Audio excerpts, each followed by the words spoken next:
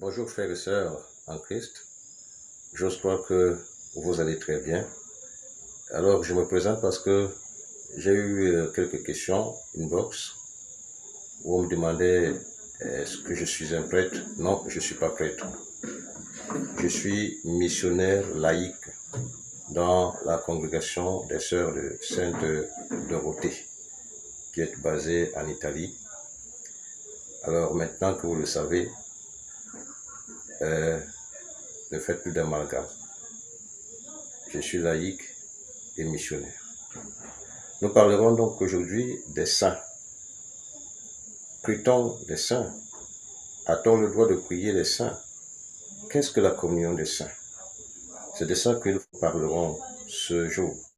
Qu'est-ce que c'est que être saint? Alors, un saint est un être humain qui a vécu sur la terre avec ses tares, avec ses péchés en général, mais qui a eu la grâce de vivre dans le trône, dans le royaume des cieux, parce que le Seigneur lui a donné ce privilège et lui a accordé cette dignité à cause de la miséricorde que le Seigneur lui a accordée, à cause même des indulgences. Parce que sur la terre, nous sommes tous pécheurs. Mais malgré nos péchés, le Seigneur nous accorde son pardon et nous offre la joie de séjourner dans son royaume. Également, nous avons un deuxième type de saint. Dans le psaume 16, chapitre 3, il est clairement écrit que ceux qui sont pieux sur la terre sont des saints. Vous allez lire, peut-être je paraphrase, mais tous ceux qui sont saints, tous ceux qui sont pieux sur la terre sont appelés les saints. Alors il y a les saints dans les cieux, il y a également les saints sur la terre. Dans la pensée populaire, nous pensons que on ne parle de saints que lorsqu'ils ont été canonisés. Alors que c'est pas ça, c'est pas seulement ça. Et les saints également se comptent parmi les membres de nos familles, nous qui sommes africains. Parce que quand on parle de canonisation, généralement nous voyons nos frères blancs. Que seuls ceux qui ont été canonisés par le pape dans le Saint-Siège sont ceux-là qui sont les saints. Mais les saints se comptent également parmi nos frères, parmi nos aïeux, parmi nos ancêtres, parce qu'ils ont vécu d'une bonne vie sur la terre, et ils auront vécu surtout l'amour du prochain sur la terre. Et ils ont vécu des valeurs morales qui sont celles de Dieu. Aime ton prochain comme toi-même. On ne prie pas le saint, on ne prie pas les saints. La semaine dernière, nous avons dit qu'on ne prie pas la Vierge Marie. Tout comme la Vierge Marie, tout comme le saint, on sollicite leur intercession à propos de nos difficultés, à propos de tout ce qu'on pourra avoir comme situation de notre vie. Et ainsi, on les appelle à venir à nous, à venir nous apporter leur secours pour des situations bien précises. Bon, d'autres nous diront que dans l'église catholique, vous adorez les saints. Non, nous vénérons les saints, nous vénérons la Vierge Marie et nous adorons Dieu, nous adorons Jésus-Christ qui est vrai Dieu et vrai homme. L'Apocalypse chapitre 8 verset 3, nous voyons clairement que les anges encensent l'autel et parfument l'autel de Dieu en lui offrant les prières des saints.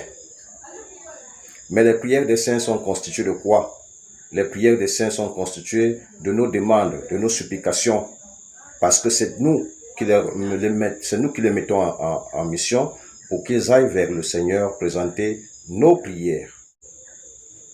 Il s'agit également des prières de tous ceux qui sont dans le purgatoire. C'est pour ça que dans la religion catholique, l'Église est scindée en trois. Nous avons l'Église militante qui est constituée des hommes et des femmes qui sont sur terre, qui sont encore pécheurs et qui gardent la foi en Jésus-Christ, qui militent pour la gloire de Dieu sur terre. Nous avons l'Église souffrante, c'est le purgatoire. Nous avons déjà parlé du purgatoire.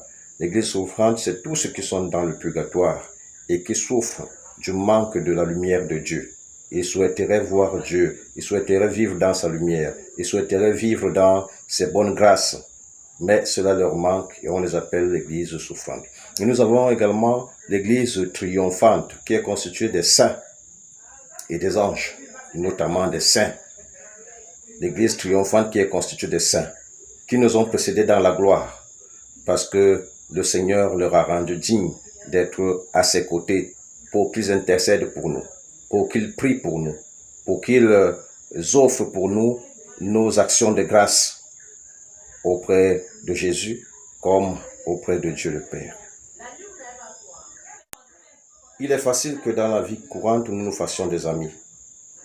Nous cherchons toujours à nous lier d'amitié avec nos collègues, nos frères, avec nos amis, avec des inconnus même. Mais nous oublions que la vraie amitié que nous devons avoir, étant sur la terre, c'est avec les saints. Parce que les saints vont intercéder pour nous. Parce que les saints vont prier pour nous. Parce que les saints vont obtenir pour nous, par leur intercession, toutes les grâces dont nous avons besoin, tous les dons dont nous avons besoin. Il est mieux d'avoir plus d'amis dans le ciel que de les avoir sur la terre, parce que les amis sur la terre sont éphémères. Et notre vie sur la terre, sachez-le, est vanité des vanités. C'est pour cela que dans l'Église catholique, on parle de la communion des saints. Parce que les trois églises s'unissent, s'entendent, prient ensemble, œuvrent ensemble pour que personne ne s'éloigne de Dieu, mais que nous tous, que le Seigneur gagne toutes nos âmes et qu'ensemble nous chantions les louanges avec les saints lorsque tous nous serons réunis auprès de lui.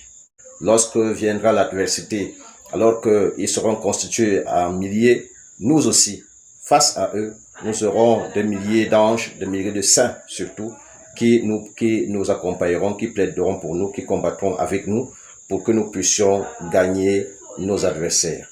Alors, vive les saints, vive ceux qui croient que les saints existent, vive ceux qui ont la foi en Jésus, vive ceux qui gardent les préceptes de notre Seigneur, le Dieu, le Père Créateur.